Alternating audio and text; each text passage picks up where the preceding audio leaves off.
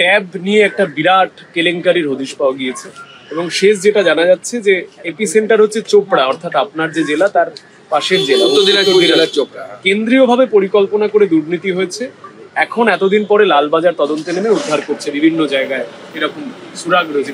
ভিন রাজ্যে টাকা গিয়েছে এরকম প্রচুর অভিযোগ আছে। কলকাতা পুলিশ মনে করছে যে চোপড়া, কিষানগঞ্জ, ইসলামপুর এইসব জায়গায় অ্যাকাউন্ট ভাড়া নিয়ে টাকা গায়েব হয়েছে।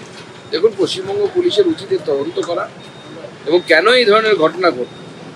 একটি রাজ্য সরকারি অ্যাকাউন্ট থেকে, সরকারি অ্যাকাউন্ট থেকে টাকা হ্যাক হয়ে যাচ্ছে কিভাবে সম্ভব? তাহলে আমাদের যে ডেটা বা যে তথ্যগুলো রাজ্য সরকারের কাছে থাকে তা কতখানি সিকিউর? এরপরে তো সরকারটাই হ্যাক হয়ে যাবে, যা পরিস্থিতি হয়েছে।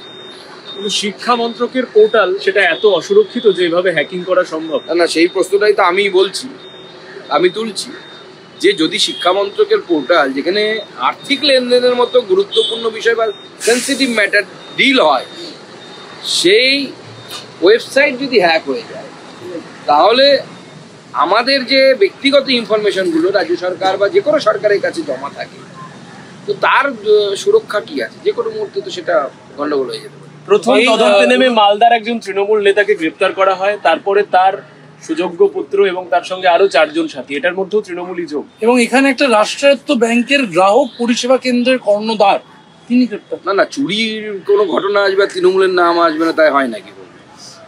হ্যাঁ, যেমন আমরা বলি না যে জঙ্গলে পশুরা ভালো থাকে, সেরকম জলে মাছ ভালো থাকে, সেরকম তৃণমূল কংগ্রেস চুরিতে ভালো থাকে।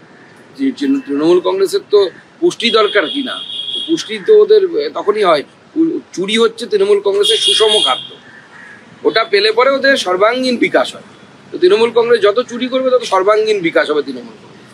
সুকান্তদা, ভাটপাড়ায় নিহত তৃণমূল নেতার পরিবারের দাবি তাদের পুলিশের উপর আস্থা নেই, এনআইএ তদন্তের দাবি তারা জানাচ্ছেন, রাজ্যপালের কাছে তারা আসবে। এবং অর্জুন সিং বলেছিল অমিত শাহকে চিঠি লিখবেন। দেখুন, পশ্চিমবঙ্গে তৃণমূল নেতারা খুন হলে পরেও যখন তৃণমূল কংগ্রেসের শাসিত পুলিশের উপর বিশ্বাস রাখতে পারছে না, তাহলে তো ধরে নিতে হবে যে এই সরকারের উপর মানুষের বিশ্বাস সম্পূর্ণভাবে, আস্থা সম্পূর্ণভাবে শেষ হয়ে গেছে। মানুষ চাইছে যে এই সরকারটা চলে যাবে। এখন যেন তেন প্রকারে কায়দা কানুন করে ওরা ভোটটা পাচ্ছে। 3-4% ব্যাপার, এদিক ওদিক হয়ে গেলে পরেই পকার পার হয়ে যাবে তৃণমূল কংগ্রেস। আপনারা দীর্ঘদিন এই রাজ্যে লটারি দুর্নীতির কথা তুলে ধরেছেন। লটারি জালিয়াতি তদন্তে কাল থেকে রাজ্যে অভিযান চালাচ্ছে ইডি। লেক মার্কেট এলাকায় আবাসন থেকে তল্লাশি করে আনুমানিক 3 কোটি টাকা উদ্ধার, আনা হয়েছে টাকা গোনার যন্ত্র। আবার টাকা গোনার যন্ত্র গুনে চলেছে। পশ্চিমবঙ্গে তো এটা প্রতিনিয়ত একটি দৃশ্যে আমাদের সবার কাছে আকাঙ্ক্ষিত দৃশ্য হয়ে গেছে যে আমরা মাঝে মাঝে খবরের চ্যানেল খুলবো, এখন সিরিয়ালে মানুষের মন ভরছে না, আনন্দ পাচ্ছে না। টিভি চ্যানেল খুললে পরে এখন সবাই নিউজ চ্যানেল দেখছে যে কবে তৃণমূলের নেতাদের বাড়ি থেকে টাকা পাওয়া যাবে, বান্ধবী পাওয়া যাবে, আর টাকার মেশিন গিয়ে টাকা গুনবে। তো নতুন কিছু নয়, পশ্চিমবঙ্গের মানুষ এটার সাথে হ্যাবিচুয়েটেড হয়ে গেছে। তো এই লটারি দুর্নীতির কথা আমরা আগেই বলেছি, মাটির লটারির কথা বলেছি।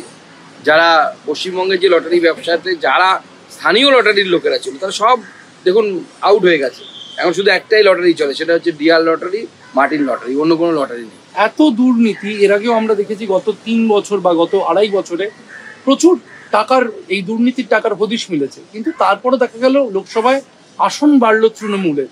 রাজ্যের বিরোধী দলের, আপনি রাজ্য সভাপতি, প্রধান বিরোধী দলের, দুর্নীতির কি ভোটে কোনো ইস্যু হচ্ছে না বা রাজনীতিতে কোনো প্রভাবই ফেলছে না? দেখুন, তৃণমূল কংগ্রেস দুর্নীতি করবে, দুর্নীতি করে, এটা সাধারণ মানুষের গা সওয়া হয়ে গেছে।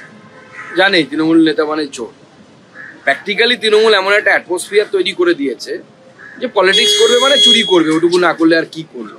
এটা তৃণমূল কংগ্রেস এমন একটা অ্যাটমসফিয়ার বাংলার মানুষের মনে তৈরি করে দিয়েছে, তো স্বাভাবিকভাবে তার প্রভাব হয়তো কম পড়ছে। আমাদের ভিডিও ভালো লাগলে লাইক এবং শেয়ার করুন। কমেন্ট সেকশনে গিয়ে জানান আপনাদের মতামত। আরও ভিডিও পেতে আমাদের চ্যানেল সাবস্ক্রাইব করুন এবং প্রতি মুহূর্তে খবরের আপডেট পেতে প্রেস করুন বেল আইকন।